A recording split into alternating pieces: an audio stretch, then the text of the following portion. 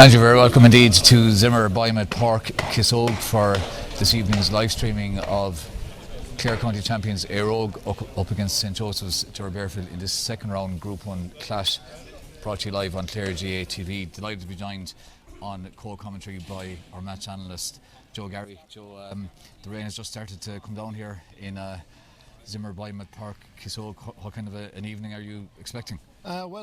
We should be in for an entertaining clash, Peter, there's no doubt about that. We just had a close finish here on the first one, and congratulations to Clare. It just gives a little bit of a bounce to the group now, because Doora Barefield now is them this evening to respond to that. Remember, they drew with Kildysart in round 1, and now they have to respond, because other than that they'll find themselves rooted at the bottom of the table. Eire had a very impressive start against Cratloe in their first game. Very impressive. You know, they're the standout team. I would contend that they're one of the standout teams in Munster. That doesn't automatically follow that they'll win the Clare Senior Football Championship, but they have those resources, and as we've constantly said over the years, very few club sides, not only in Clare or in Munster but the whole nationwide, can go and pick their county players in their county players' positions. That's the luxury Eire have, so they're very firm favourites this evening. Conditions in Kesey Park, virtually no breeze, but the rain is coming down. So. Yeah, it'll make conditions a little bit slippy. You know, the ball, once it hits the surface now, surface is in great shape, but once it hits the surface it'll run, so you have to be careful of that. Will make things a little bit trickier as well, kicking the ball off the floor, and as always the 2-pointers to play, so whoever can adjust to those very quickly will take a discernible step towards victory here this evening. There's been some very interesting results over the weekend. Kilmahill's win last night against Innistimon, and today Doonbeg and Lisicasey drawing as well. So. Yeah, in that group as well, it's going to go right down to the wire. That Doonbeg Kilmahill clash, I think it's on in Court Clare in 2 weeks' time. That has the makings of a cracker, but everybody here around the county is talking about Kilmahill's victory. Huge victory after the tanking they got in round 1 to turn around, and by all accounts, having spoken to a couple of people at the match, thoroughly deserved it. And just finally for the moment, in terms of tonight, these clubs met in the Kesey Cup final. Eire won it when they brought on a very impressive yes. in that final. It's a derby as well, so you never know what's going to happen. It is a derby, and you know they have to respond to the last performance, I suppose. You know, they would have been expected to take Kildysart, they didn't do so. Eire did the business here. Eire though won't be waiting for the last 10 minutes to bring the cavalry tonight. The cavalry will be there from the word get-go, so it'll be up to Barefield now to see how they cope with a full strength Eire side. So you can join us live in a few minutes from Zimmer Biomet Park, Kissogue. We'll have the teams, and looking forward to a great hour's football.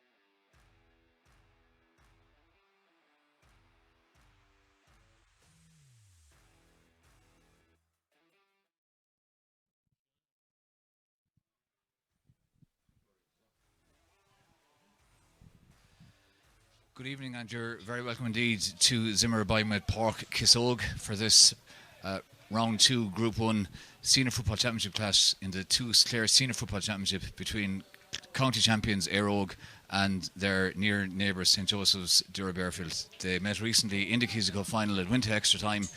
Eire won it, and of course Eire are also the reigning senior football champions. Delighted to be joined here on co-commentary by Joe Garry, former Clare under-21 manager. And Joe, we mentioned earlier on, the rain came down about 20 minutes ago, and it hasn't really lessened anything in the last few minutes. No, it's dirty shower, and has added to conditions certainly in terms of the challenges the players will meet now here in a few moments. But nevertheless, Peter, you get it, and what you have to take, whatever comes your way in Senior Football Championship, and it's a sizable challenge that's in front of the St Joseph's Doora Barefield lads today. But it's a derby, as you mentioned in the pre-match preview, and I think it should bring out the best of them. They have a young side, a young fast side. The park is looking mighty here this evening, but of course the slippy ball now will make it a little bit of a lottery on breaking ball.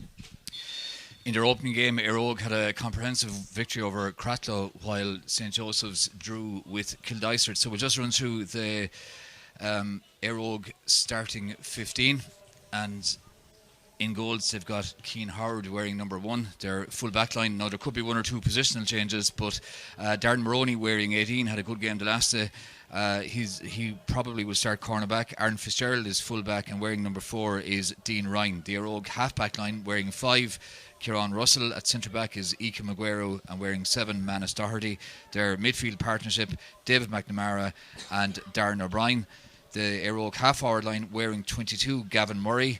At centre forward, Luke Pine, and wearing number 17 is Gavin Dorio. And the full forward line wearing 12, Oren Cahill. At full forward, man of the match the last day, Colin Walsh-O'Loughlin, and wearing 15, Mark McInerney. And the St Joseph's starting 15, again there could be 1 or 2 positional changes, but this is the 15 that will start. In goals, Tom O'Brien. Full back line, Samuel Costello. Owen Boyle at full back, and James Curran wearing 5. Their half-back line, Conor O'Brien wearing 6, Cian McDonough wearing 7, and Michael Nash will wear 8. Their midfield partnership, Adrian O'Connell will be joined by Dara O'Shea, who's got 18 on his back. The St Joseph's half-forward line, number 10, Liam Clune. Owen Tyne wears 11, and Fionn Kelleher wearing 19 comes in, and likely to play as a defender, but for now lining out in the half forward line. And the St Joseph's full forward line, Joe Rafferty will wear 17. Tom MacDonald is at full forward, and wearing 15 is Paddy Bugler. And the referee this evening is Fergal O'Brien. And just in terms of how both teams will approach this, Joe, St Joseph's presumably will be very keen to get on the ball early, make sure that Eire don't get 2 or 3 early scores. They could be under pressure if that happens. Yes, certainly they're the most experienced side. As you mentioned the teams there, Peter, we'll be fairly certain that Fionn Kelleher will take his position as a defender. Michael Nash is probably the most likely one to make way there and make his way on the forward line. Here we go with our round of in.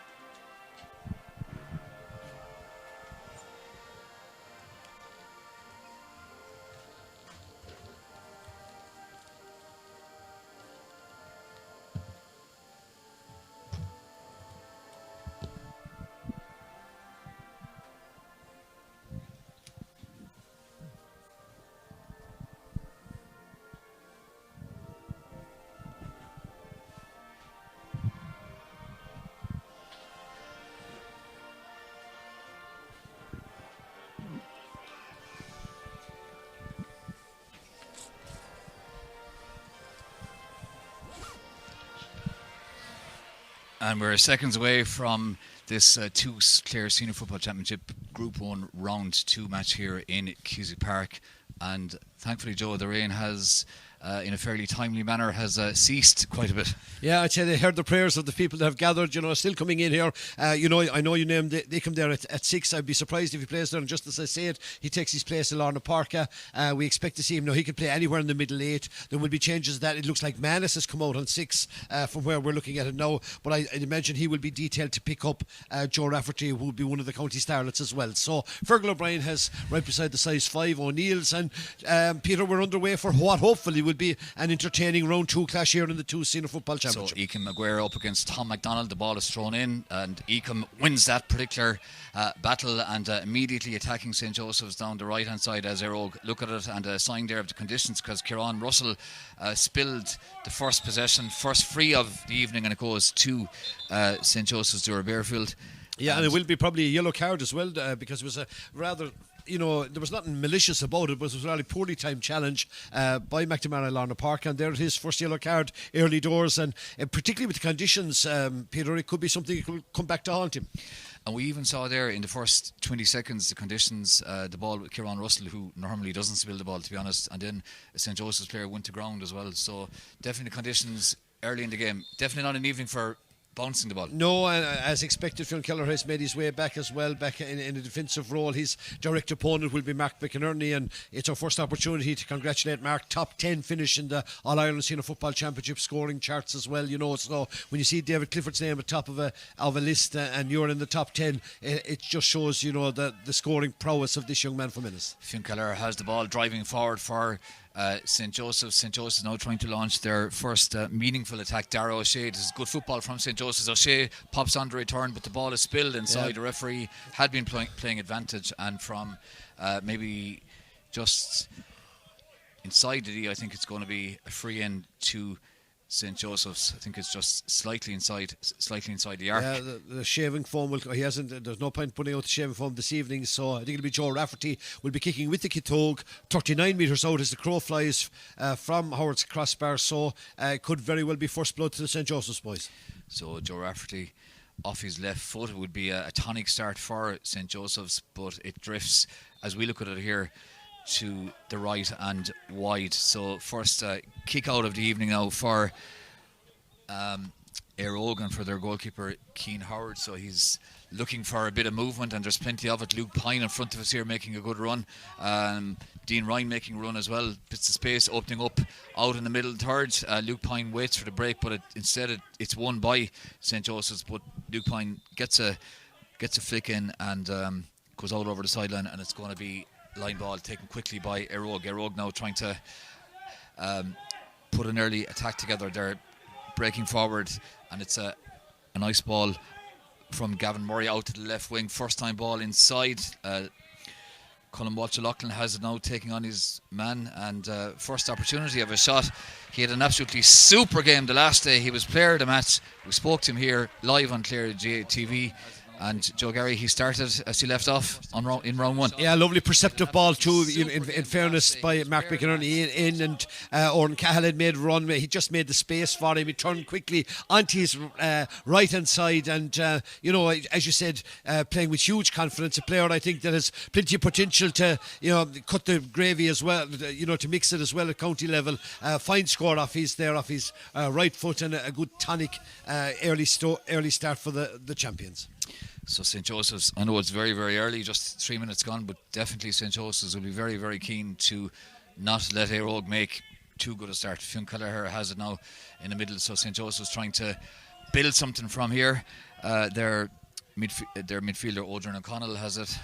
It's Conor O'Brien gives it out towards Kelleher again. He's started in a defensive role, but on a lot of ball we can see 4 or 5 Eire players about roughly 10 yards in front of the arc, defending that arc, making sure that St. Joseph's don't have an easy route towards the inside line. Tom MacDonald spills it. Good defending there from Eire. How many times has that been said over the years? Picked up there by Darren O'Brien. And Eire now have a small bit of space and will try and attack from here with Gavin Murray. Good ball out towards the left wing. Eire controlling it on the far side of the field. They are of course wearing red and white. Darren Maroney wearing 18. Had a very impressive opening match the last time out against Cratloe. Eire now moving through the gears a bit and trying to punch a few holes through the middle. Luke Pine again, good player, played really well the last day, particularly when he moved back a small bit deeper. Colin Watcher-Loughlin, he's already put a point over the bar, has it now. We're seeing a sustained period of possession from the champions. Back now with Kieran Russell again. Russell is playing right half back, but in a very offensive possession there. Referee Fergal O'Brien has spotted a push there, and definitely sharp refereeing.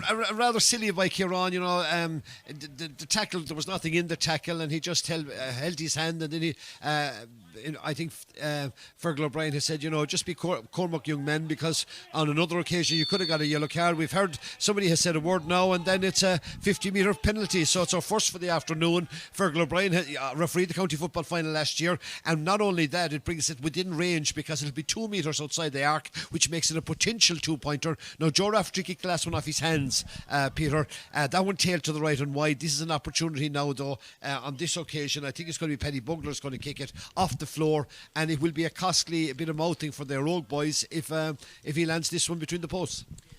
So Paddy Bugler just about 2 yards, if that, outside the arc, but an absolutely perfect condition. So if you can get a good connection here, it'll be a tonic for St. Joseph's, but it's their second wide, and as much as it would have been a plus if it had gone over, it's quite frustrating when that happens. Oh yeah, you're getting 2 opportunities in front of the goals, and if you're going to mix it with one of the strongest sides in the championship, not only in the championship but probably in Munster as well, you have to convert your opportunities. None of them were easy kicks now, and particularly one off the floor this evening, as we alluded to in the pre-match game. Oh, what a peach of a pass. First time ball in, Watcher-Loughlin has it. Almost a 1-on-1. Good defending there from the St. Joseph's cornerback. Can Watcher-Loughlin get a shot in, but it drifts wide, and I have to say it was exceptionally good defending there from Samuel Costello. He was caught initially, but got goal side and did enough to hold him he was up. fortunate the ball didn't stick, because it was a peach of a pass, an absolute peach of a pass, 40 yards,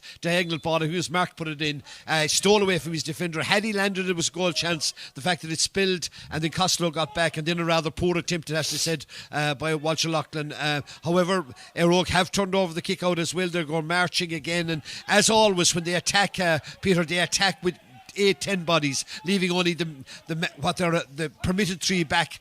This time around, the Barefield boys have stood them up, have managed to turn them over, and now it's their opportunity to get their numbers forward. And that was good defending there from St. Joseph's, because Eire Og definitely, when they're coming at you with 5 or 6 like that, it can be tough.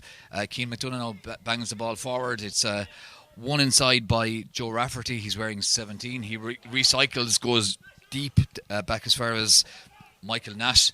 Nash has it now, holds it up in the middle of the field, gives it to Odrin O'Connell, wearing 9. O'Connell looks, can he see a bit of movement inside? Lovely ball inside, and it's off his right from, I think it's Fionn Kelleher, back as far as Rafferty. Can he get it on his left? It's half blocked down, but it goes over the bar, and that's a lovely point there from St. Joseph's Joe Rafferty. And in terms of possession, they definitely deserve to be level at this early stage. Yeah, and a lovely perceptive ball. There was the pass that initially 2 passes back that opened up the Eire Og defence. I think it was the midfielder that put the ball in, and the quick necklace of passes. Rafferty stood outside as a good forward should, danced off his right, put the ball on his left leg, and then pinched his point. And they've turned over the kick out again. Luke Pine felt he was unfairly treated, but nevertheless it's play on, and a lot of slipping and sliding out there. So possession and having a tight grasp of the football is absolutely vital.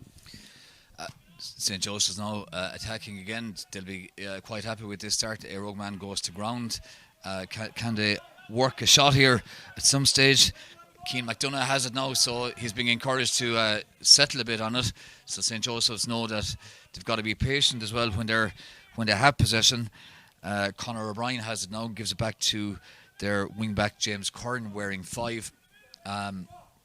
They're attacking now from deep here with Fionn Kelleher, who's or in fact Dara O'Shea, who's wearing 18. So a good kind of patient piece of football here from St. Joseph's, and they're injecting a small bit of pace here now with Joe Rafferty, and they've breached the Eire Og defence. Can they get the shot in? It's a great shot and a great point from the St. Joseph's, number 5, James Curran, and we know he's a very mobile player, Joe, and really good few minutes there for St. Joseph's. Yeah, in fairness to Vaughan and his management team will be delighted with that. Michael O'Dwyer, Declan Malone and Coach Owen Troy, because the Barefield boys, have responded very well to the first score that was conceded. Interestingly enough, Eire are persisting with the positioning of Ickham at full forward, which, I thought on a day like today of all days it would suit him to bring forward a lot of ball. Nevertheless, what it does do is it keeps the Barefield defence honest. Kieran Russell now has stolen the march, and just excellent reading and fairness by the St. Joseph's number 3, Owen Boyle, had to commit himself fully to that. Left Ickham isolated, but knew he had to win the ball. He's done that, and O'Brien is there to help him out, and Fionn Kelleher, as Barefield now look to launch another attack.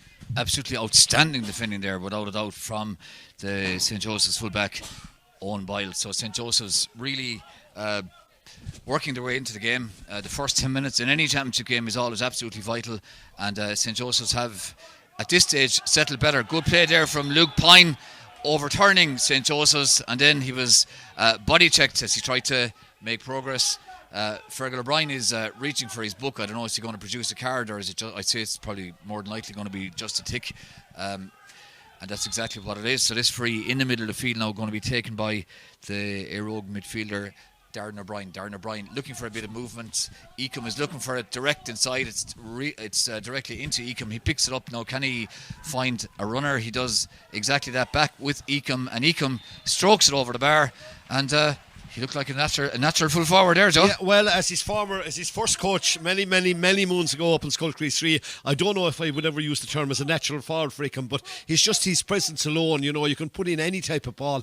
He has the presence of mind. He laid it off for Oran Cahill initially. Oran then knew the pathway the goal was blocked, fisted it back out to Ickham. Ickham off his right foot nailed his score. It's something I think that Eire have been working with him for, because he needs to get a return on scoring shots, particularly in the full forward line, and he's done just that now. 2 points apiece, gub or gub, 9 minutes in. Tom O'Brien takes the kick out, and it's one in the middle of the field. The breaking ball is won by St. Joseph's. They're doing well on their own kick outs, up to this point at least, and they're doing okay as well on the Eire ones. They're battling for that breaking ball, and that's why at this stage, after almost exactly 12 minutes, the teams are level here, 2 points apiece at Zimmer, Biomed Park, Kissogue in round 2, Group 1 of the Clare Senior Football Championship. TUS Clare Senior Football Championship, brought to you live here on Clare GA TV, in association, of course, with Clare GA's broadcast partners, Stream Sports. So let's see now what St. Joseph's can do here. They've got possession again for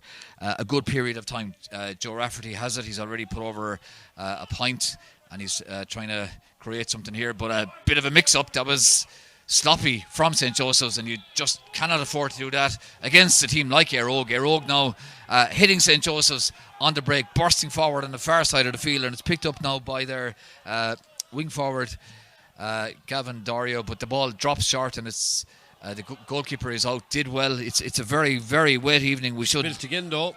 Tom O'Brien, the goalkeeper. Ecom has it again. Ecom recycles back as far as Walsh Loughlin. Walsh Loughlin makes that bit of space, gets the shot in off his right foot, but it hits the post and comes out. And very noticeable, if you're wondering why players are spilling the ball, it mightn't be that obvious, but it is raining not quite as heavily as it was maybe 15-20 minutes ago, but it's very, very, very, very greasy ball. So definitely, you have to be very certain, Joe, in terms of controlling the ball and doing the basics really well. And you can see, I suppose, that's a comment as well on the low scoring nature of the first 15 minutes, because it's a fine open game of football, but every player has to make doubly sure of their footing when kicking, and normally you would have expected Colin Walsh Loughlin to nail that. He was on his right leg, distance of 25 metres, tailed it off diagonally across the goal, hit the inside the post, came back into play, and now St. Joseph's Doora Barefield have put maybe 15-20 passes together. However, the Eire boys have their arms set on the D. They'll be reasonably pleased with their defensive lineup so far, and it will need a little bit of creativity here from the Barefield boys if they're to unlock that. And that's exactly what St. Joseph's are trying to do. They're holding on to the ball well, but they're not, in the last minute or two, breaking the tackle. But I suppose you have to be patient and maybe look for that opportunity. Their number 14, Tom McDonald, has it now. and he links up with the St. Joseph's corner forward. That's Paddy Bugler. St. Joseph's now trying to work the angles back with McDonald's. St. Joseph's recycling, but Eire Og look as if, well, they know what they're doing defensively. Conor O'Brien has it now. Conor O'Brien now taking on Aaron Fitzgerald. Can he get past Fitzgerald? Fitzgerald is one of the premier defenders in Clare football, and that's why Conor O'Brien found it difficult to get past him. But St. Joseph's did well to hold on to possession, and they switch now to this side of the field with Michael Nash. Michael Nash not under much pressure, but will need to make a good decision on the ball. So he's now taking on Eire Og's Gavin Murray, and the ball goes to ground. Eire Og eventually win the free out, and I suppose, Joe, a good example there of Eire Og's disciplined defending, not jumping into tackles, believing in the system, and eventually turning over St. Joseph's. Yes, and you know, they were kind of saying to Barefield, they were daring them, if you're good enough, kick it from there, kick it, and if not, if you bring it in, we're not going to foul you. And that's the experience that the likes of Aaron Fitz and Manus and these boys at the back, Dean Ryan, has been around the block a lot in a Clare and a club jersey as well. So they've plenty of experience back there, so there'll be no panic. And Oran Cahill now is a player I'm expecting a big championship from. Wearing 12, he'll be the middle 8, he'll be their go-to man all the time, and he's in possession once more. And he gives it back to Kieran Russell. Bit of space opening up for Russell. Can he get the shot in? Yes, he can. It's a third point for Eire Og, the Clare senior football champions, and a great score from Russell, the attacking right half back, and really good link-up play involving your man, Oran Cahill. Yeah, Oran Cahill, he's a player I'd love to see a bit more of. He's on the Clare Senior football panel, obviously, and big mobile unit. I don't know, he's a relatively young player, obviously, and I think, the championships will stand him, but he's a player that really can make Eire Og tick, because when he accelerates onto the ball, Peter, he opens up the space for others. It was Kieran Russell that profited from that last attack. We've got 5 points on the board, all kicked from play, and, it's even, Stephen, not a whole pile between the sides. Eire Og carry a bit more threat going forward, but I think Donovan and the Barefield boys will be reasonably pleased with their first 15 minutes. Luke Pine wins what can only be described as dirty ball in the middle of the field. Great ball from Pine into Walter Loughlin. Bit of space opening up for Walter Loughlin. Samuel Costello trying to defend against him. Walter Loughlin gives it back as far as the Eire Og midfielder Darren O'Brien, but St. Joseph's, we've been praising Eire Og for some of their defending, and it has to be said at the far side of the field, St. Joseph's defending very resolutely as well. Yes, and full marks to Fergal O'Brien as well. He's telling players you have to get up. Now we've had a breach, I think. Barry Kelly has called it. The third Barefield player had gone past him, David Russell, no stranger to management himself, albeit in another code, and was quick to point out there to Barry Kelly. Barry will be the least excitable man here in the park, but he did get onto the mic. He did say to Fergal O'Brien, breached by the Barefield boys, and now Mark McInerney has opted, I think, Peter, to go for the 2-pointer, not to go to the 21, and a 2-pointer on a game where there's the minimal between the sides could be huge. Well, at the moment, if you're looking at the clock, nearly 18 minutes gone, it's a 1-point game, and the value, of course, of the 2-pointer is suddenly it becomes a 3-point game if Mark McInerney can get behind us. Yes, and I certainly wouldn't back against him, because he's kicking great guns all year long in a county jersey, and obviously had a significant role in that QC Cup victory as well, and he looks as if he's landed his first 2-pointer of the day. Very pure kick, connected absolutely perfectly with it. We've mentioned the conditions. It didn't have any impact on that. 2-pointer there from Mark McInerney. So suddenly Eire Og go from leading by a point to leading by 3. 18 minutes gone here in Zimmer Boymet Park, Kissogue. And good kick out there again from Tom O'Brien. And St. Joseph's doing well, without a doubt, in terms of their own kick-outs. They're well organised. The movement is good, and they're handling good as well in the middle third when it comes to winning that primary possession from set plays like kick-out. So let's see what St. Joseph's can do now. And just look at the discipline, Peter. I'm sure it's picked up there on the TV screens. You have Luke Pine and Ickham standing literally on the halfway line. That's, comes with a bit of experience. They're not stepping over it. Now, remember, you have 4 metres to self-correct as well. But, they have been right on cue. And that's where Barefield, that little bit of inexperience to show there on that last attack, cost them with a 2-point breach. It meant now that Eire Og, since Doora Barefield got their second score in the 9th minute, they have landed the last 4. So St. Joseph's now again have quite a sustained period of possession there with Fionn Keller. He gives it to Tom MacDonald. St. Joseph's now recycling with Michael Nash in the middle of the field, but I suppose at some stage they do need to take on a man and just create that small bit of space. So ball into the far left-hand corner, Dean Ryan defending there against St. Joseph's Liam Clune. St. Joseph's bringing the ball back towards the 45-yard line again, and coming around, maybe they'll look to switch it to this side of the field, this side being the stand side here in Zimmer Biomet Park, Kisog. So St. Joseph's in possession again, but Eire, as they have been doing, putting the pressure on. The ball is there to be won, and they win it back. And for the second or third time, Gavin Murray wins it back there for Eire. For the second or third time, we've seen Eire not commit, not giving the ball away, and eventually just more or less wearing down St. Joseph's and having that bit of patience to, not come out of position, not leave a gap in behind. And now with Kieran Russell, who put over a point 4 or 5 minutes ago from play, gives it to Ike Maguire, started full forward, but now playing out around the centre forward area. So Colin Mulch-Loughlin has it now again. He's already put over a great point. He's in good position now, off his left possibly, or will he try and give it back to somebody who is coming off his shoulder? Instead, he goes to ground, and it's going to be a free in for Eire, and an opportunity for the champions to extend their lead from 3 to 4. Yes, and I'm sure it'll be converted to as well. They'll leave it down for Mark McInerney, just outside the small D, as it were, not the capital D, small D. And Mark, after nailing the last one, the confidence should be high. I think we're going to have somebody have a word for maybe an off the ball tangle, I would think, because there didn't seem to be a huge amount in that last tackle, or maybe it's for the persistent foul rule. But Fergal, as I said, very experienced official, and he's keeping a nice tight grip of the game while allowing players, allowing for the conditions as well. Yellow card as well for Owen Boyle. And what's significant about that, Peter, is that his direct opponent is Ickham, and Ickham's first instinct every time is to run at you. So now with his direct opponent on a yellow card, it's the last thing the St. Joseph Barefield defender would want. Mark McInerney this time off his hands. The last one, of course, he put over off the ground, puts that straight over the bar, and now Eire are leading by 4 points after 21 and a half minutes. Eire 6 points, St. Joseph's Barefield 2. So the latest kick out here now from Tom O'Brien. Eire, or St. Joseph's, as we mentioned, have been doing fairly well on their own kick outs.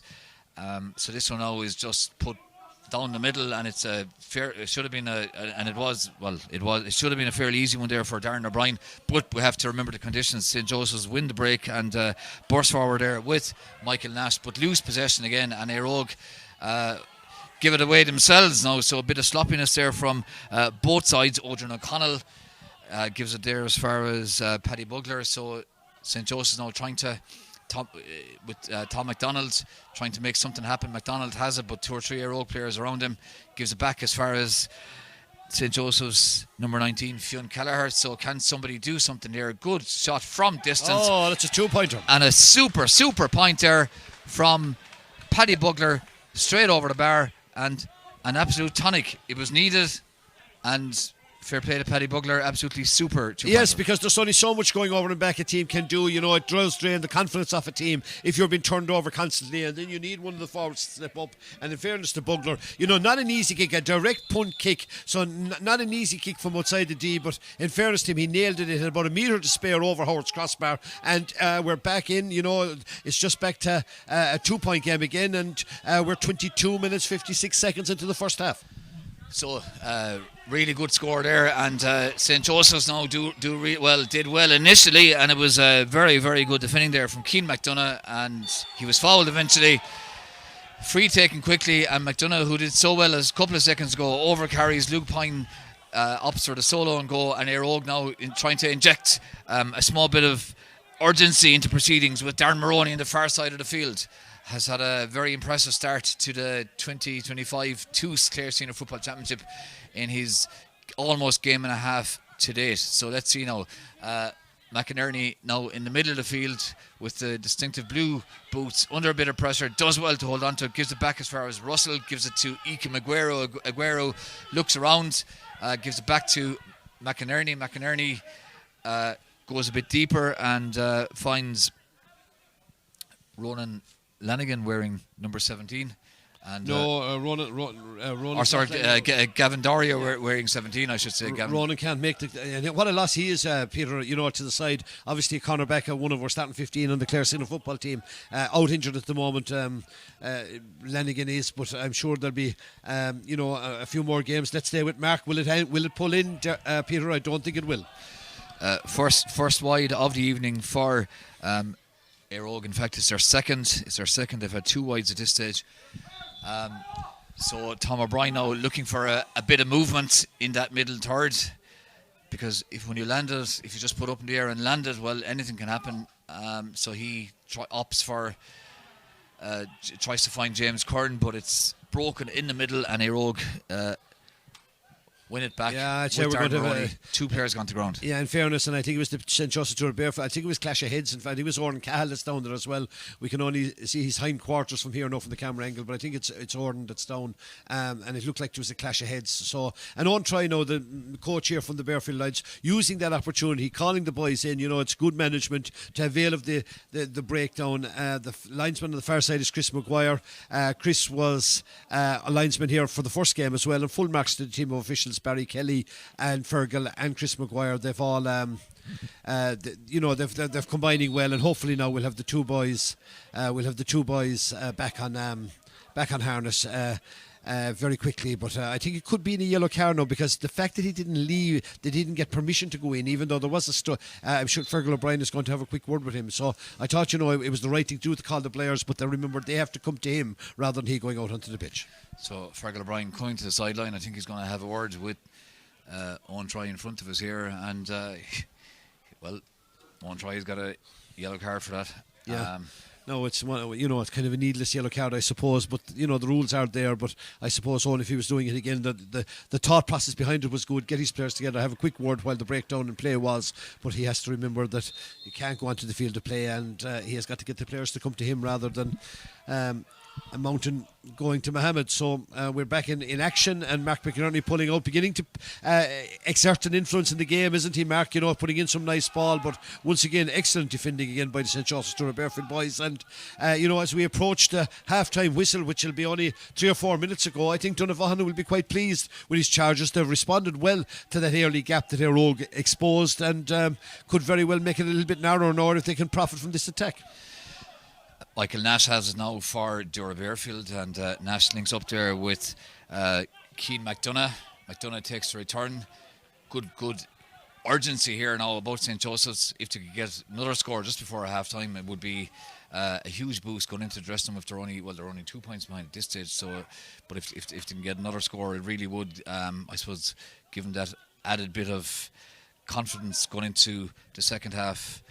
But of course the first half isn't over yet, so let's see what's going to happen here now. Keane McDonough has it again, so Eire are fairly well set. St. Joseph's holding on to the ball in that middle third with Owen Tyne.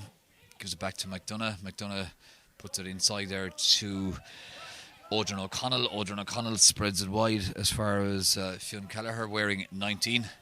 Fionn Kelleher now links up, and it's back with the St. Joseph's midfielder Odrin O'Connell. He tries to find a runner inside, but it's cut out, and this is where Eire are at their most dangerous. And I suppose, given the new rules, this is what the new rules have done. If you can hit a team on the break at pace, you can do damage, because there's going to be a bit of space at the far side of the field. So let's see, can Aaron Fitzgerald now exploit that? Fitzgerald decides to have a shot from distance, and when you have a fullback coming up and floating the ball, a 2-pointer over the bar from just outside the arc, that's quality. That was a thing of beauty, in fairness to Aaron. And remember, Peter, it was Aaron that intercepted the ball on his own D back here. A quick necklace of passes back up the field, and just shows you the confidence of the lad, captain of the side here in Eire as well.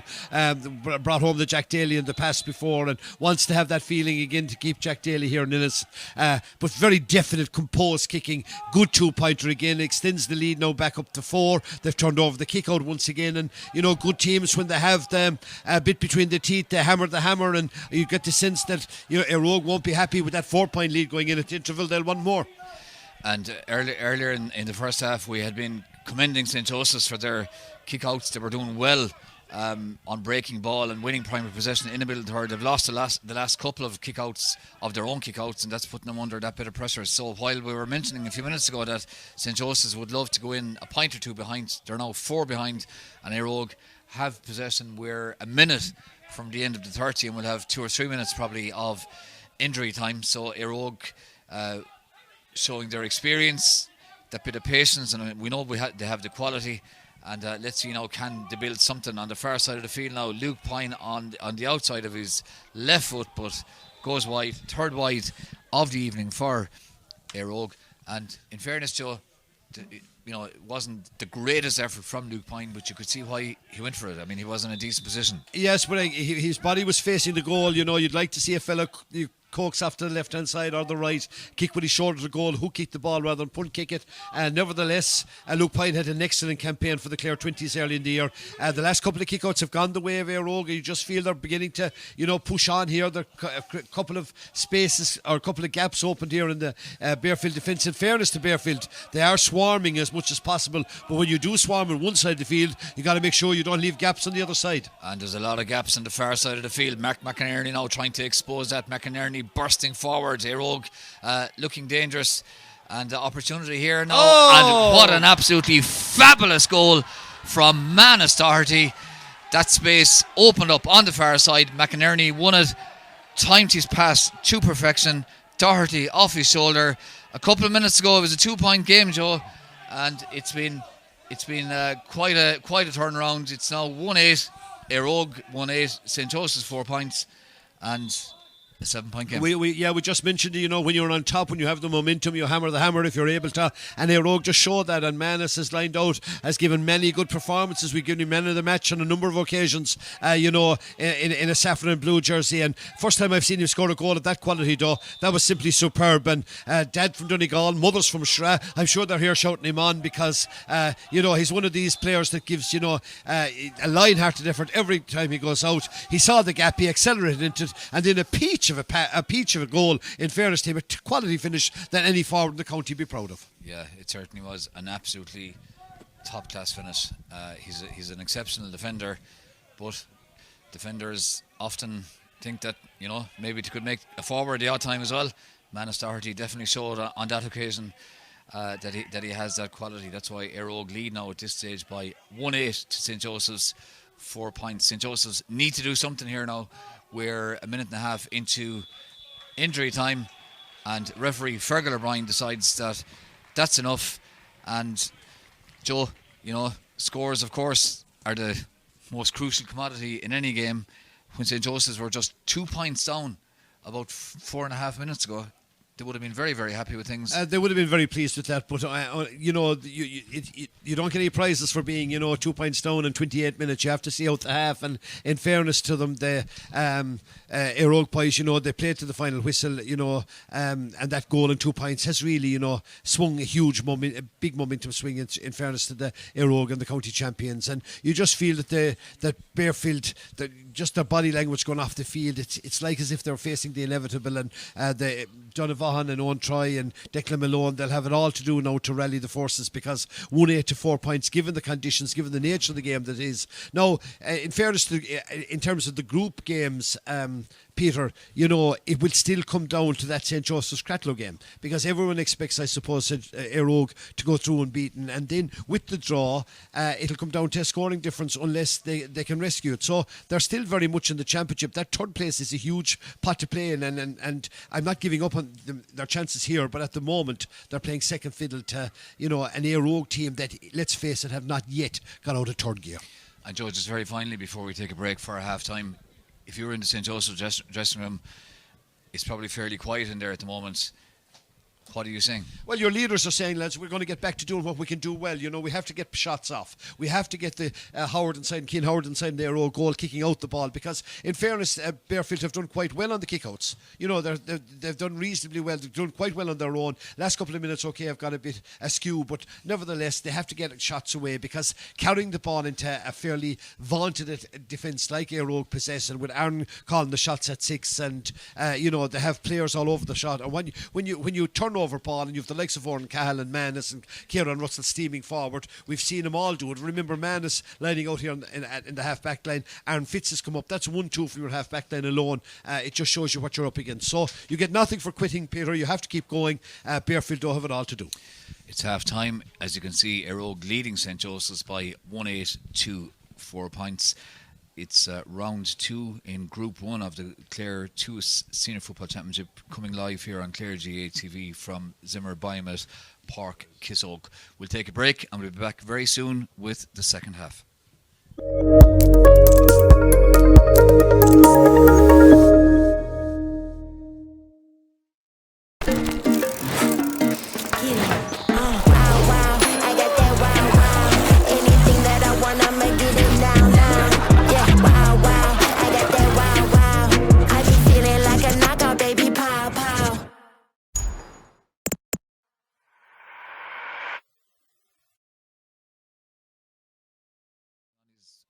And first opportunity of a shot.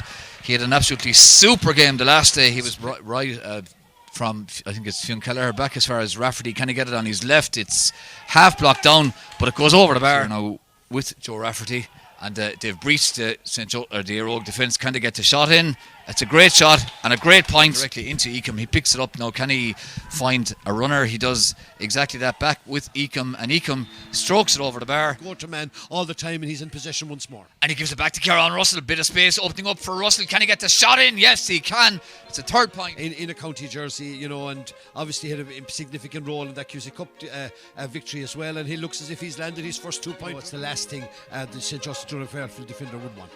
Mark McInerney this time off his hands. The last one, of course, he put over St. Joseph's number 19, Fionn Kelleher. So can somebody do something there? A good shot from distance. Oh, that's a 2-pointer. And a super far side of the field. So let's see, can Aaron Fitzgerald now exploit that? Fitzgerald decides to have a shot from distance. And when you have a fullback, I suppose that McInerney bursting forward, Eire looking dangerous. And the opportunity here now. Oh! And what an absolutely fabulous goal.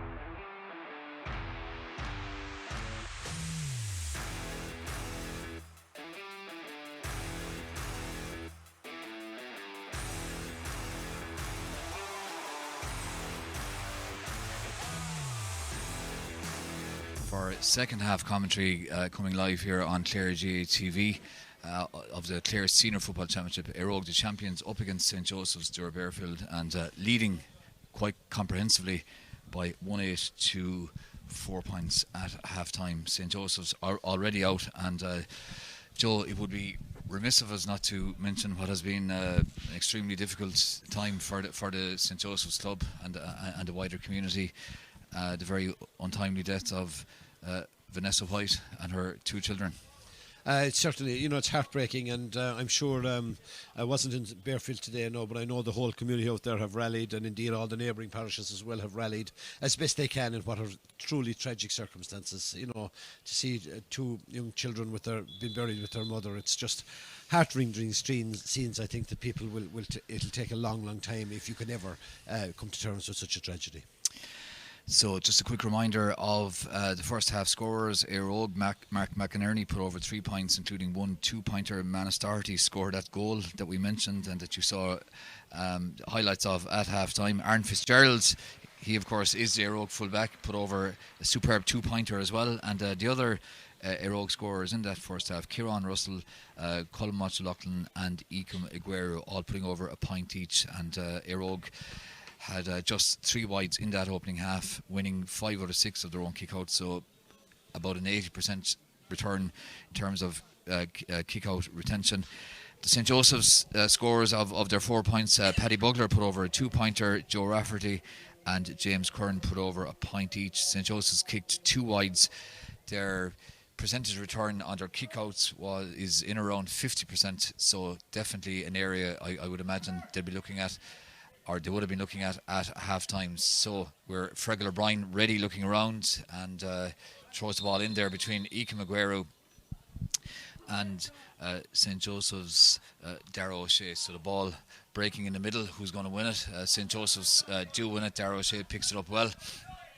And can Conor O'Brien now do something here? There's a St Joseph's player on the ground, Dara O'Shea. He's limping a bit, so hopefully it's just a little knock. St Joseph's know they've got to start this second half well if they're going to make a game of it, because if Eire pull ahead anymore, well, it'll be very, very difficult to come back. So first opportunity here now for Tom McDonald, but disappointingly for St Joseph's, it drops short.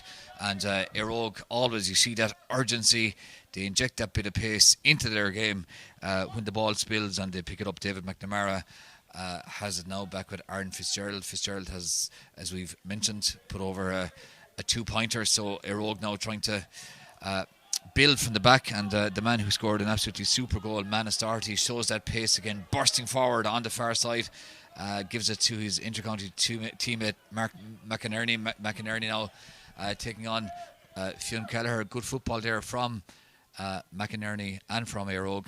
Colin Mochalocklin has put over just 1 point so far. He'll definitely be keen to add a bit more. Goes to ground looking for the free. Fergal O'Brien says wasn't a free. Few Eire supporters on the far side think it was. St Joseph's have it. Now can they do something with it? Can they break at pace and maybe become a small bit more direct, punch a few holes in the Eire defence? Easier said than done maybe, but that has to be, I suppose, St Joseph's ambition. And their number 11 has now own time. And looking around now, St Joseph's have introduced number 21, Dermot Boyle. So he's wearing number 21 for St Joseph's, Doora Barefield. He's on the ball again now. Boyle looking for someone to support him under pressure there from Ikem Aguero. Gives it back as far as Dara O'Shea. O'Shea has it now.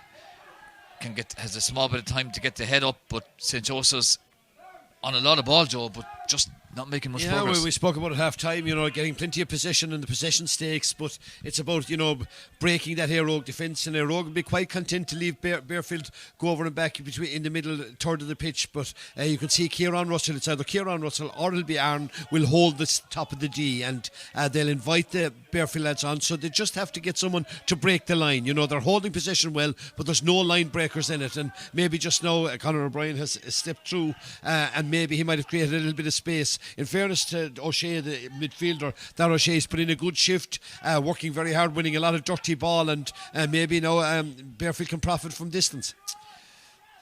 Keane McDonough has it. Keane McDonough spreads it wide there to Paddy Bugler. Bugler did put over a 2-pointer in the first half. Went for a shot from distance there again, but that one went wide, and it's a third wide for St. It looked a tired attempt, in fairness to him. It was never really on.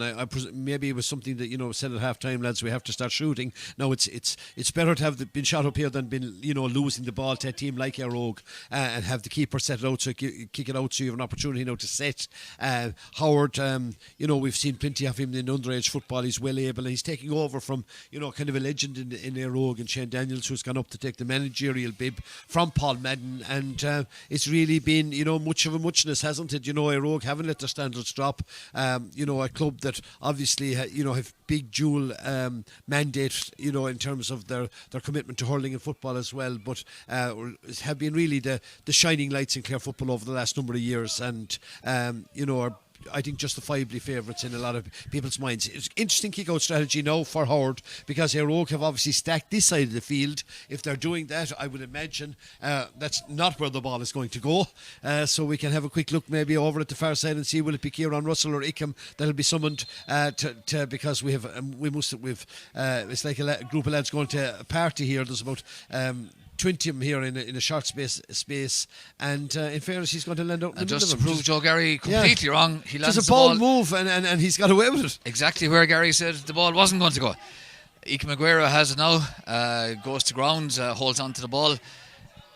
Aguero breaking forward now, trying to do something, and the midfielder has it, Darren O'Brien now recycles ball again back as far as his midfield partner David McNamara finds McInerney spreads it to the far side. There's a nice bit of room over there, so let's see what's going to happen next.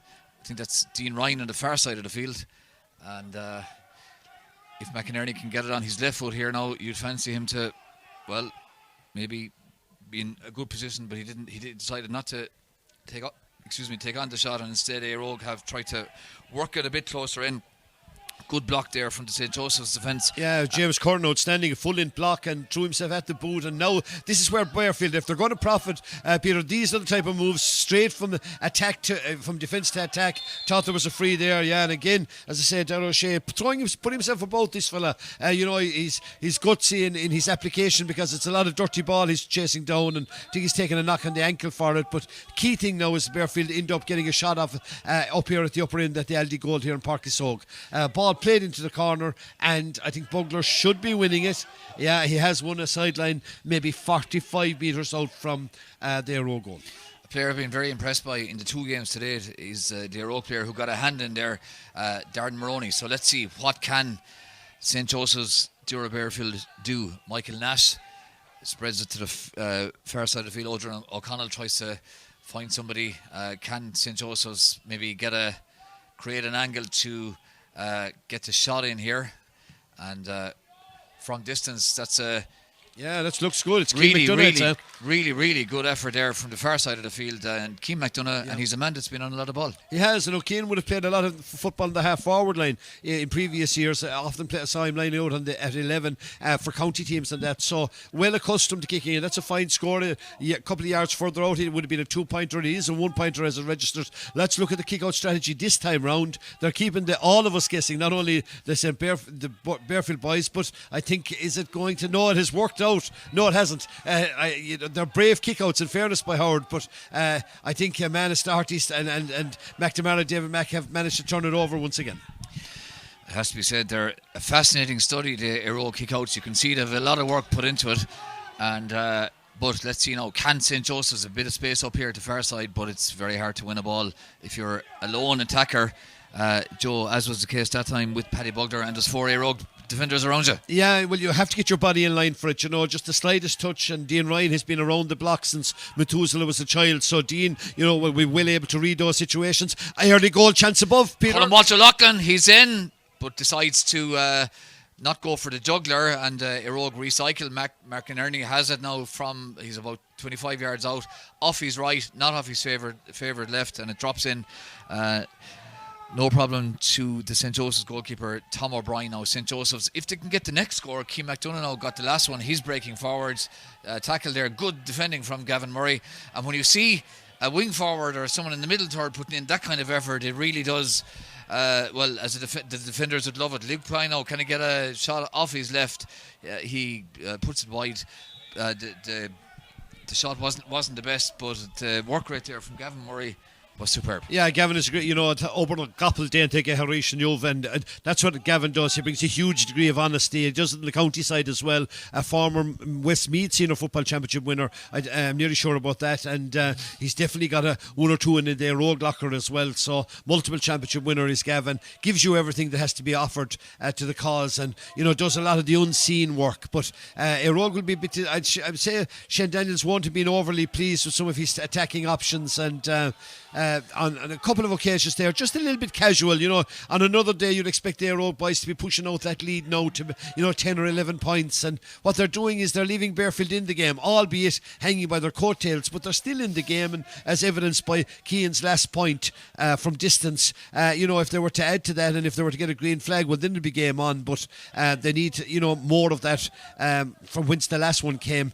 Plenty of possession, but obviously need to start making inroads on the scoreboard. Dermot Boyle, since he's come in, has been on a lot of ball, and so let's see now, can St. Joseph's maybe punch a few holes here, break one or two tackles, get into space, and if they can, if there were 7 points down at half time, if they can get it back, get the next score, I mean, you'd have a real momentum then, and they've an opportunity now. But again, there's 3 Eire defenders, and the loose ball breaks for Ika Maguero, and Eire burst out there. Darren Maroney pops it off, and now Eire are in space, and the speed at which they break is just so impressive. McInerney has it now. McInerney bearing down on goal.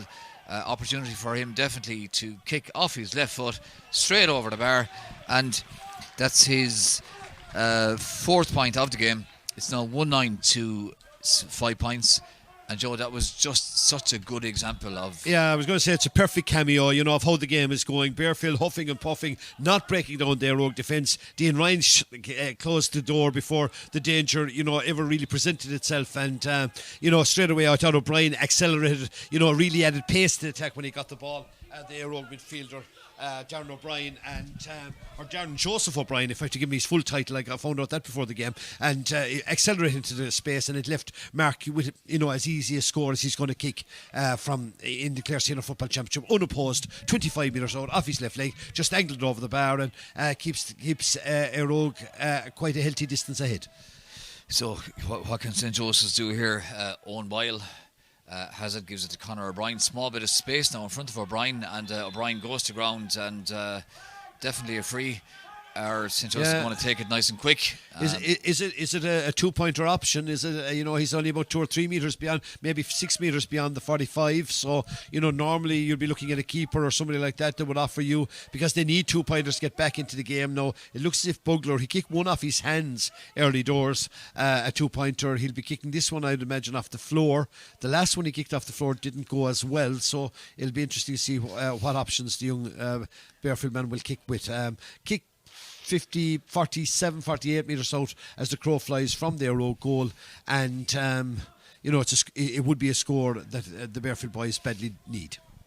Just looking at 1 or 2 games from across the weekend, Joe, that draw today, Dunbeg, Lisicasey, and of course we mentioned earlier on that result last night, Kilmahill. Absolutely great win over Innisdiamond. Yes, that's true. Kilmahill, the talk of the town, really, are they? After a fair tanking in the first round, to turn it around, and full marks to everybody associated with the Kilmahill boys over there, because they really weren't being talked up as potential winners of that game.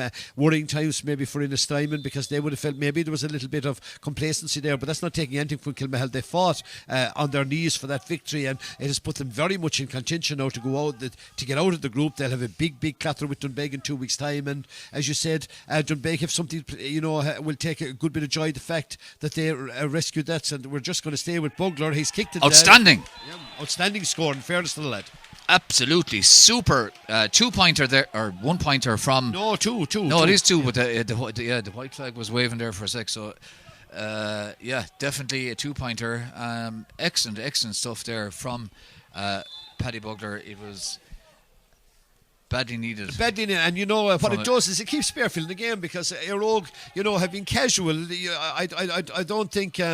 It was touched on the floor, I thought, but he was spot on, and Barefield moving it. They can sense now that they're still in the game. Eire have been a little bit casual up front, and they're leaving the Barefield boys in the game, and they've put, as you said, the 3-1 they're leading the second half, and young Boyle, who's come on, as you mentioned a few moments ago, getting very involved. So let's see now, can St. Joseph's get the next score? And the answer to that is absolutely, and it's a super point there from Joe Rafferty. He's second of the game, and suddenly, Joe, it's game on, is it? It's a 4-point game, very much so. And as I said, that's I think the scoreboard is a little bit off. I think they have 1-9-9. It was 1-8-4 at the break, and it's a 3-pointer, yeah, because the I have it down at 198, but we'll have to confirm that. And in fairness to Howard, I must say he doesn't lack confidence, because he's putting the ball into a very crowded area. From an Eire perspective, Kieran Russell has picked it up. He's won himself a free on the 21-metre line, but obviously the plan of action is to win the ball, and then there should be a rake of space all over the pitch. But Barefield challenging for everything and responding well to whatever questions they were asked of by their management at half-time. Without a doubt, Darren Maroney did very well there to hold on to that ball under significant pressure. So the ball, McInerney goes down in the middle thirds. Referee says he's fouled. McInerney opts for the solo and goal, takes on 2 or 3 St. Joseph's players, and lands a beautiful ball in front of Colin Walsh-O'Loughlin. Walsh-O'Loughlin now off his left, strokes that straight over the bar, and it's an absolutely super point from Colin Walsh-O'Loughlin. And they have him into the scoreboard now. I think that would make it 110-8, and they're gone 109-8. Well, I think we'll have to get independent confirmation of that scoreline. But Walsh O'Loughlin, in fairness to him, he's been denied a lot of possession, early ball possession, but on that occasion, a lovely weighted pass from Mark McInerney out over to the right-hand corner, danced around, and from a very tight angle, then he pinched his point with aplomb. So good response from their old boys to what was a bit of dominant pressure from St. Joseph's Doora Barefield. So St. Joseph's know that they've got to get the next score if they're going to get. They've done it already to try to get back into the game. Can they respond again now? Fionn Kelleher breaking forward from distance, absolutely excellent score. And what's really impressive about St. Joseph's, Joe, in the last 5 or 6 minutes is they've gone a bit more direct. They know they've got to throw everything at it, and they've shown that they're well able to kick scores from distance. Well able to kick scores, certainly, and in fairness to them, Fionn was only maybe a yard or two inside the D on that one. It could have easily been a 2-pointer. It was a 1-pointer, and it means now, that Barefield are asking questions that we didn't see at half-time, it has to be said. They still have to make up the difference, but they're fighting for everything around the scrapping for ball in the middle of the field, and they've taken over to a degree. Looks like James Curran has won another free here on his own 65-metre line.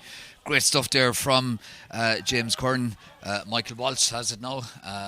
Walsh gives it back to Curran. Boyle, who has been on a lot of balls since he's come on, gives it to Tom McDonald. McDonald taking on Colin Walsh-O'Loughlin, who's in a kind of a defensive zone there for a brief period. So it is a 4-point game. It is. The scoreboard has been adjusted. It is 110 to 9 points. And young Boyle here, who came on at half-time, in possession once again. And in fairness, Barefield beginning to believe in it. And, Eire have sat back a little bit. They are keeping, them at arm's distance at the moment. 4 points is a relatively healthy lead. But in the context of the game, Barefield are becoming, stronger and stronger. But when they lose ball, as they have done, now that we've had a head injury, I think, and Fergal O'Brien has quite rightly stopped the play, so Eire will resume with possession here in front of our commentary box here in Páirc Uas Óg. I think it's Darragh O'Shea is down the middle of the field, and without being too simplistic about it, Joe, but if St. Joseph's can get the next score, well then it's in the melting pot, and it would be 4 points, as you know, with the 2-pointer game at the moment is not an insurmountable lead. Chris Maguire has summoned, or Fergal has summoned Chris Maguire. I think he's Nothing untoward, I don't think. In fairness, the game has been played in a very good spirit, and obviously it's a derby game. There's bragging rights at stake. There's a lot more at stake, obviously, with 2 points in the TUS Clare Senior Football Championship. A bit of pulling off the ball. Oran Cahill here, has just introduced himself to young Boyle who came on at half time, and Gavin Murray now is going to profit from the last Eire attack, taking the ball into Colin Walsh-O'Loughlin. Walsh-O'Loughlin has it. Nice ball inside to Maroney. Walsh-O'Loughlin at pace, taking the play on. Can he get it on his left foot? Tries to find the run inside, I think was it Darren Maroney, but St. Joseph's cut that out. And can they get out of there now and maybe find where the space is? Easier said than done, with Mark McInerney putting on massive pressure inside there. They've turned them over. On Odrin O'Connell. Aguero has it back, gives it back to McInerney. McInerney has the shot, back at the net, super finish off his left foot, and St. Joseph's will be extremely frustrated, Joe. They had possession, they feel it was a free out, but it was turned over. Aguero won it back, and if McInerney gets any sniff at all, 10-12 yards out, there's only one finish. Yes, Barefield had plenty of opportunity to break out with the ball, turn back into tackle, and they were up against bigger men. And in fairness, when you go around, when Ickham is around, he's just got a kind of a octopus-like grip on proceedings in there, because he's just such a strong thief on a ball that it's impossible get away from him. He turned over the ball and Mark was there. I'm probably now, because of the 5 metre the 4 metre tackle rule, the ball is going to go up 50 metres now. Fergal O'Brien quite rightly bring the fall forward. That will give St. Joseph's Doora Barefield an opportunity to nail back 2, but that was a sickening blow, and after getting themselves back in the match, they would really have been quite annoyed with the concession of that last goal. So it's a 7-point game. Eire 2-10, St. Joseph's Doora Barefield 9 points. So let's see now. Paddy Bugler has the ball on the ground again, and we've mentioned it a few times that St. Joseph's have needed a score here and there to kind of get back into it, but if ever they needed a 2-pointer, well, now it's time, with 10 minutes left here in Zimmer Biomet Park, Kissogue. So Paddy Bugler has struck a couple of decent balls, and that's another one. Excellent striking from the St. Joseph's number 15, and that now reduces the deficit. Eire leading by 2-11 to St. Joseph's 11 points, and we have to give a lot of credit. 2-10, yeah. Or 2-10, I should say, to 11 points, and we have to give a lot of credit to Bugler. Oh yes, his technique is really good. Very good, and he needed that score, and it must be really frustrating, to having got this back into game, to concede that goal, because now they've hauling this back in again from distance. They've brought it back down to 5, but right now, Peter, they've been defending to far side of the ground, and it's Gavin Murray in possession. Kieran Russell has it. Lovely ball from Russell into Darren Maroney. Can he control this? Gives it back to Walsh-O'Loughlin. He's in. Shot on goal. Back in the net. 1-1 from Walsh-O'Loughlin. 3-10 Eire. St. Joseph's 11 points. And Joe, it's game over. It's shin, yeah. And Walsh-O'Loughlin, in fairness to him, he just has that killer instinct and enjoying his football, playing good football. I know you did the commentary game here on TV on the last occasion that he was playing. He was in fine fettle, maybe a quieter game by his standards tonight, but you don't give him a 1-on-1 with the keeper from 8 or 10 yards out with momentum behind him. It's only ended up in one result, and Barefield now are hanging on, and they've turned the Eire have turned over the kick out, and they do what good teams have done in the past, when they have get an opportunity to hammer the hammer and put St. Joseph's to the sword. We're 21 minutes 35 seconds into the second half. 3 goals, 3 cool agus de coolin ag winter Eire nílach hen coolin de ag fós ag winter St. Joseph's, Gortlamon. Mark McInerney is going to add to that now, I'd imagine, off his left leg. No, it won't carry, and it drops forward. It drops short, and it's controlled eventually inside by Tom O'Brien. So let's see, it went out off O'Brien. And it was just, it's the slippiness of the ball. He had to try and control it with his foot, and it just skimmed off out to the left hand side. It will give Mark another opportunity to nail a score. There's a bit of a handbags going off the ball. I think it's Gavin Murray that's involved there with the midfielder O'Shea from St. Joseph's Doora Barefield, but I think Fergal O'Brien has said, right, let's cop on, and I think it'll be more than likely a yellow card each. So a small bit of pushing and shoving, but it's all over and done. Mark McInerney will take the 45 when play resumes, when Fergal O'Brien has completed his carding, presumably, of both players.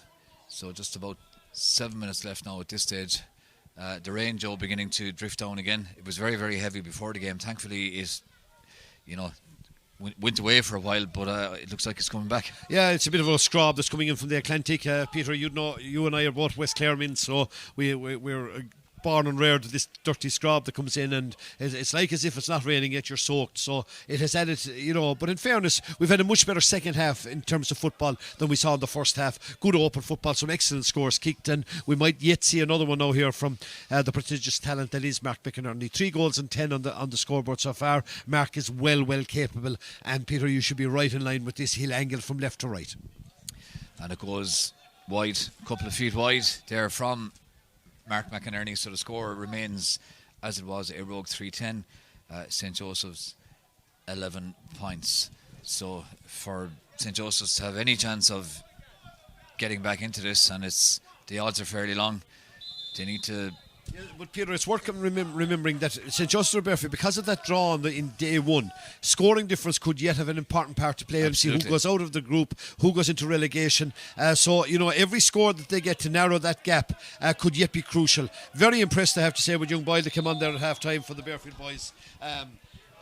I better stop calling him young Boyle. Tierman is his first name. He's really got on the ball quite a bit and made a nuisance of himself here in terms of their road cause, because he's on the ball plenty of times. So too O'Shea, working so hard. They have a gap inside. Bugler never looked up, unfortunately, though. They had stolen the march inside. It was O'Connell had stolen the march inside, and unfortunately Bugler kicked blind and kicks St. Joseph's second wide of the second half. Niall McMahon now is going to come in for Eire, I think, in a few seconds. We'll keep an eye on who's going to come off. Aidan McGrath came in there a few moments ago as well. Aidan, former centre back and championship winner here for Eire as well. Boots, of course, has done it all as well. Coming in, he'll come in the half forward end just a moment or two. Ball is out in the middle of the field, and it looks as if it's the Barefield boys are going to be winning free there, I think. Yes, they have. Lorna Parker, and because of a rather silly tackle by David McNamara, these are things that will frustrate the management, because the rules are fairly specific, and a tighter game, those things could come back to haunt you. And because he didn't let him up, the ball has been quite rightly advanced, and it will give Bugler another opportunity to nail he's another 2-pointer. I think we've had 5 2-pointers in the game so far. We could very well be on course for number 6. So Paddy Bugler putting the ball down. The position is perfect. It's dead straight in front of the goal. So if you can make a good connection with this, it would be another 2-pointer for St. Joseph's. So let's see now. Paddy Bugler steadies himself, gets behind that well, strikes it very well, and it has the accuracy as well. Straight over the bar. 2 points for Bugler as Eire make a substitution. They're bringing on Jack Joyce, and they're taking off Luke Pine. And as we mentioned there a minute ago, Niall McMahon coming on as well. Not 100% sure yet who's coming off for Niall McMahon. In fact, it's Gavin Murray. Yeah, Gavin has run himself to a standstill there, and the yellow card there. I think it's good management. Why would you risk it? There's no need for it. Gavin will be there now for bigger challenges ahead. It means now young Joyce will go into the half forward, into the inside line. He'll accompany Boots, Niley Boots, and Mark McInerney. So that'll be their 3 men up, and of course they'll be playing Colin Walsh-O'Loughlin in closer to the goal. So Luke Pine, quite enough game by Luke's standards tonight, but he's had a busy season. I must say, I haven't seen this particular kick-out strategy put to such effect here by Eire. They really are keeping the Doora Barefield boys guessing, and now an opportunity for Raftery. Can he nail it? I think he can. Absolutely excellent score there from Joe Rafferty, and it reduces the deficit now to 5 points. Eire 3-10, St. Joseph's, Doora Barefield 14 points. And the point you made earlier on, Joe, a very valid one in terms of score difference. That it's now a 5-point game, and it's a few minutes ago it was I think it was 8 points. So it looks a bit more. Yeah, was that a 2-pointer effort? I thought it was one. Yeah. I had him down. I had him down from 12 before this going to 13. I think the Gremlins on the scoreboard are playing havoc with us this evening. But we'll stay with the play. Ickham has put Manus in the clear once again. Oh, what a pass! It looks as if it's down to Brian. Is it off his left? He should kick from there, I would imagine. No, he hasn't. And it goes wide, and that perceptive through ball there from Manus Doherty. He looked like a playmaker in the Premier League there for it was a lovely ball, in fairness. In fairness, he must be really a forward's worst nightmare, because every chance he goes, and not only does he goes at pace. Surely I thought Fionn was was fouled on that last occasion. Colin Walter Loughlin is bearing down in goal. Peter. He's in. Walter Loughlin 1-1 back at the net. Second goal for Walter Loughlin. He scored 2-1. Absolutely lethal finish. He got the opportunity though. He smelled blood and he buried it. He buried it. That's what you expect the forwards to do, but he'll be the first to acknowledge it was the three boys outside that, kind of tackled, what do they call that, rugby tackle, where they swarm tackle and hold the player up. They turned over the ball initially, and Colin Walter Loughlin put in front of him. He had to race in maybe from 30 yards out, saw the white in the goalkeeper's eyes, Tom O'Brien, and then just slammed the ball to the roof of the net. 4 goals and 10 points. As I said, the game was done and dusted from quite a way back, but Eire, like a good side, they'll keep going, they'll keep adding to the scoreboard, keeping the confidence up. They're sailing into a quarter final, and I don't think anyone in Clare football will want to meet them. So have a think about it, Joe. You've got to name a player of the match in a minute or two. There's a few contenders, I suppose. But let's see now. Free for St. Joseph's in the middle of the field. They've got to maybe try to hit back here, get something on the scoreboard. We mentioned there a few minutes ago the possible significance in the long run of score difference. So they'll be well aware of that as well. So they're going to have to, which they will, which they are doing, keep going as much as they can. Maybe tag on a score to Keane McDonough, spreads the ball to the far side, but Eire through Manus Doherty, who has had a very, very good game at wing back, gives it back to Aaron Fitzgerald. Lovely ball forward as far as Aidan McGrath. Lovely first time football by Eire. They spot the space at the far side of the field. Jack Joyce has it down the far side, and they put the ball into that space. So Eire now have opted for a kind of holding onto the ball strategy for a few seconds with Mark McInerney, who's put away one of their 4 goals. Colin Walter Loughlin put away 2, and Manus Doherty buried the first one there in the first half. So they've spread it here to the far side of the field, just in front of us here in the stand with Darren O'Brien in Zimmer Biomet Park, Kissogue. Ike Maguire has it. He's taking on the St. Joseph's number 15, Paddy Bugler. There's options here. Man in now here, and off his left, puts it straight over the bar. Lovely score there. That's Aidan McGrath. I'd say it looks like him that was kicking it. Or was it Colin Walter Loughlin that kicked it at the end? No, it was Aidan McGrath, I think, that kicked the final score off his left leg. They're ringing the changes now. Luca Cleary has come onto their rogue side. So too has Owen Guilfoyle. The young lads that are going to play a bigger part in the Chen Daniels system. 2 lads coming off. Colin Walter Loughlin. We have to see who the other substitute is. But on them, I think it's going to be number 5 for the rogue boys. That would be Kieran Russell, and one of the old warriors of the side walking out here with the team physio Neil McCarthy.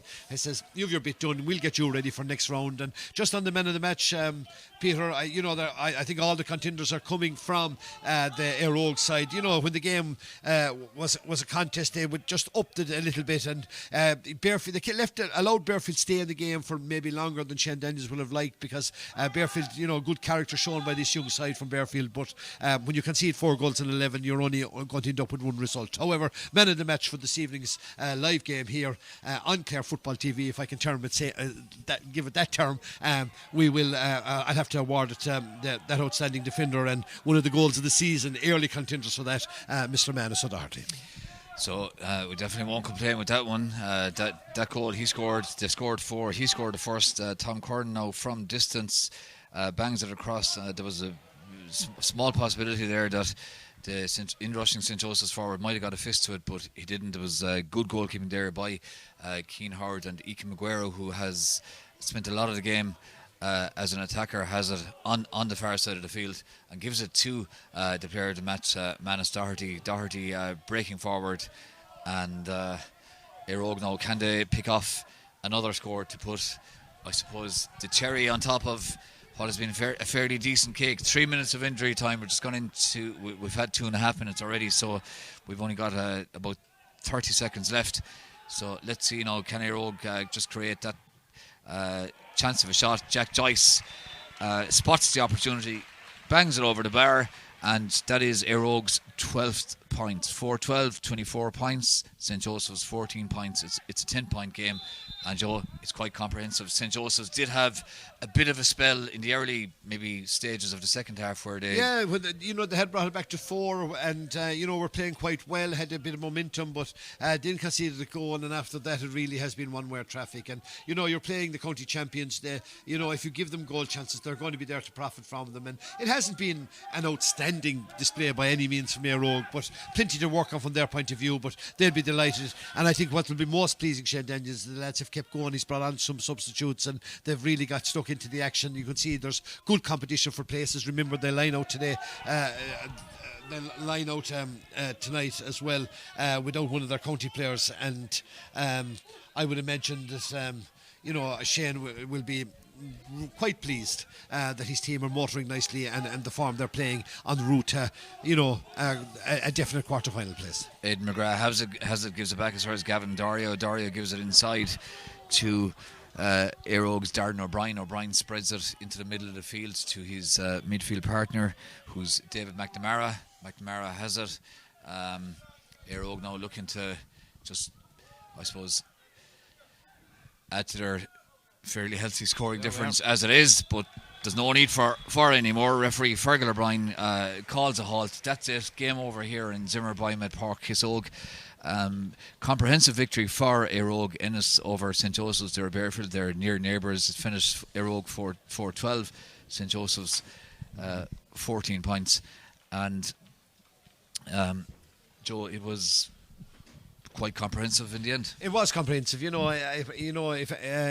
probably does a little bit of damage to St. Joseph's Doora Barefield because they were that bit closer as the game went on, but they'll be the first to put up their hands and say, if you concede 4 goals and 12 points, you're unlikely to be in the winners' enclosure. And in fairness to them, they battled back each time. Bugler kicked well from the floor. I think he kicked 3 2-pointers. I missed one of them there in the second half. I don't written down for one, but he kicked 3 2-pointers, and that kept them in the game. But really, they were hanging on coattails because from Manus's goal early doors, it gave Eire that comfortable cushion, and once you give Eire that kind of a cushion, it's very seldom you can rein them back in. They were the Barefield will be annoyed at themselves for giving up the goals they gave up, because each time they had worked themselves back into the game, and then the concession of goals really put the tin hat in it for. But Eire motoring nicely, quarter final for them. Barefield not out of the championship by any means. That drawn early doors means they have a lot to play for, and with 3 teams emerging one way or another out of the championship, they have to get ready now for what will be a big clash with the Cracklow boys. And Joe, just finally before we finish up, how do you see this group evolving? I mean, we know Eire are obviously going to go through, but aside from that, yeah, Eire now have got their 4 points, so even if Cracklow were to match them on 4, they have Cracklow on the head-to-head, so they top the group. That's done and dusted from early doors. Cracklow on 2 points now with Barefield, all to play for. Winner goes through, loser could very well be going out of the championship. Kildare get the privilege, if I can put it that way, of playing Eire in the last game, but they will be keeping an eye on other results and how scoring it goes as well, because as I said, scoring could well come back to haunt Barefield, given the nature of today's game. That -10 now is going to be a bad bang, but nevertheless they have in their own hands now as they take on the Cracklow boys, because Kildare Cracklow nothing in the game tonight, and you would imagine the Barefield Cracklow game would be something similar. So that's it for the moment from Zimmer Biomed Park, Kissogue. As you can see, full-time score here. Eire 4-12, St. Joseph's Doora Barefield 14 points, so fairly comprehensive in the end. We'll take a break for a couple of minutes, and we'll be back soon with a couple of post-match interviews. Wow,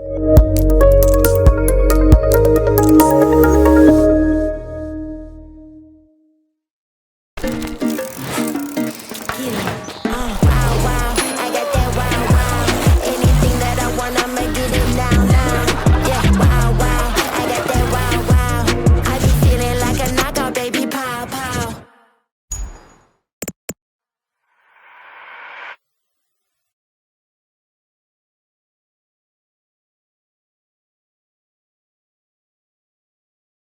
super game. The last day he was right from, I think it's Fionn Kelleher back as far as Rafferty. Can he get it on his left? It's half blocked down, but it goes over the bar now with Joe Rafferty. And they've breached the Eire Og defence. Can they get the shot in?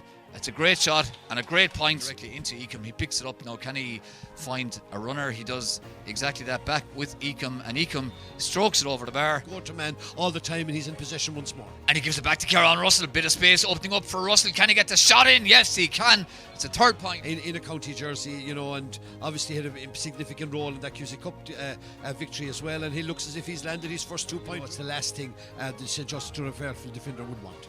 Mark McInerney this time off his hands. The last one, of course, he put over St. Joseph's number 19, Fionn Kelleher. So can somebody do something there? Good shot from distance. Oh, that's a 2-pointer. And a super far side of the field. So let's see, can Aaron Fitzgerald now exploit that? Fitzgerald decides to have a shot from distance. And when you have a fullback, suppose that McInerney bursting forward, Eire Og looking dangerous. And the opportunity here now. And what an absolutely gets a shot in here. And from distance, that's a...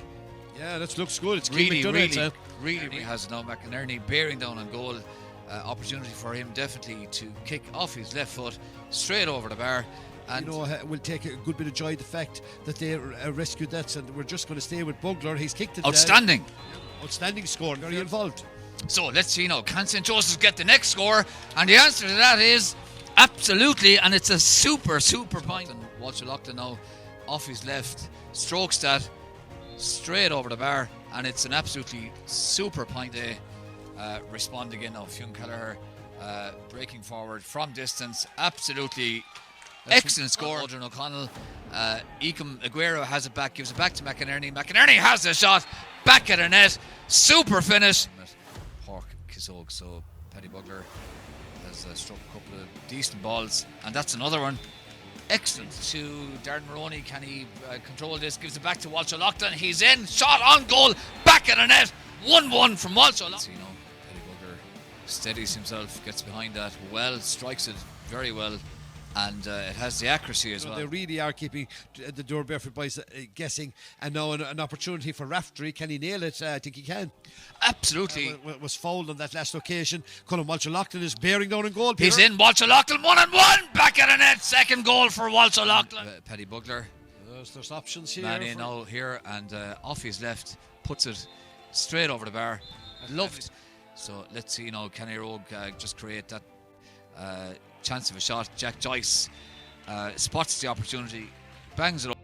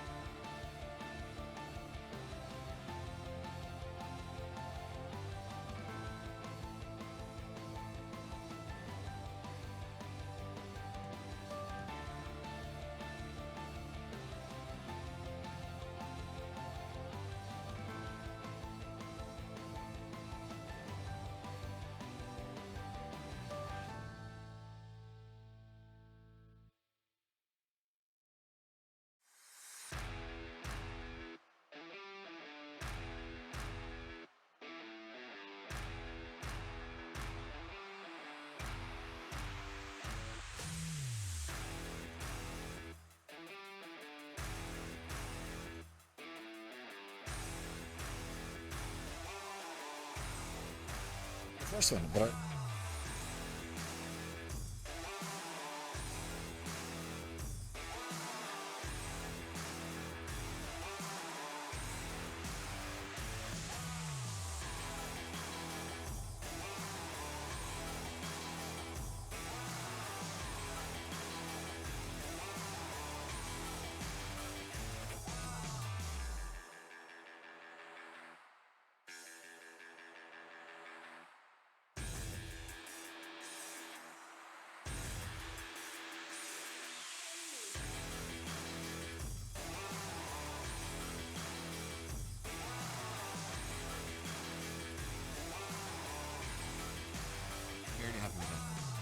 listen,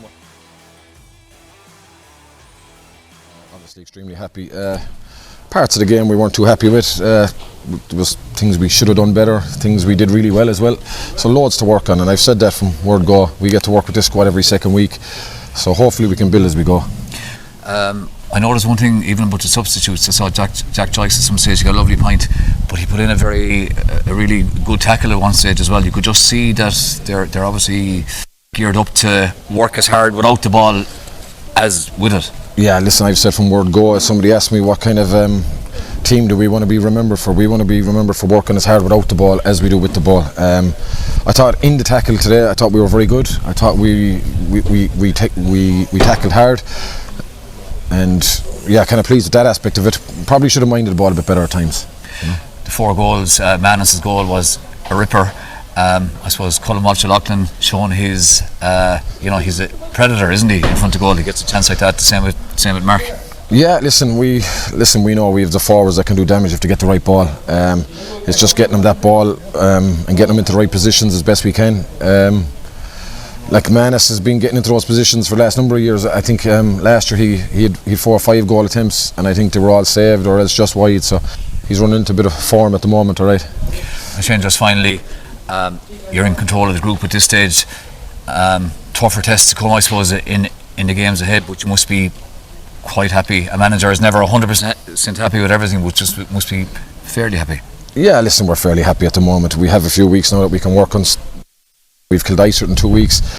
The quarter-final is a month after that, I think, so we have time that we can work on things, and that's what we wanted from the outset. We wanted to get this, try and get through the group as quick as we can, especially with hurling next week, and then give us time to work on a couple of things, you know. Nice one.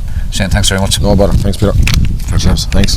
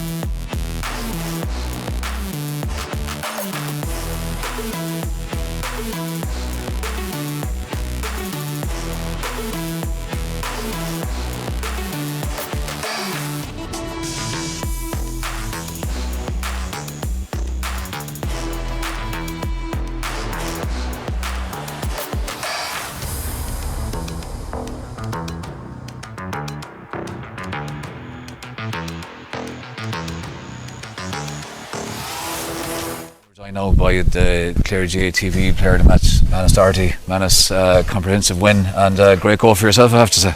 Yeah, I'm kind of getting into the habit of getting the goals now. I have 2 and 2, so it'd be nice to get a few more before the year's out. So just tell us a small bit about it. Like you looked like a lethal forward there when you got into that position. It was a good finish, in all fairness. Yeah, thanks. It was. Yeah, I used to play a bit of soccer back in the day, so I used to get a few goals in soccer. So I kind of bring in that goal scoring instinct to football.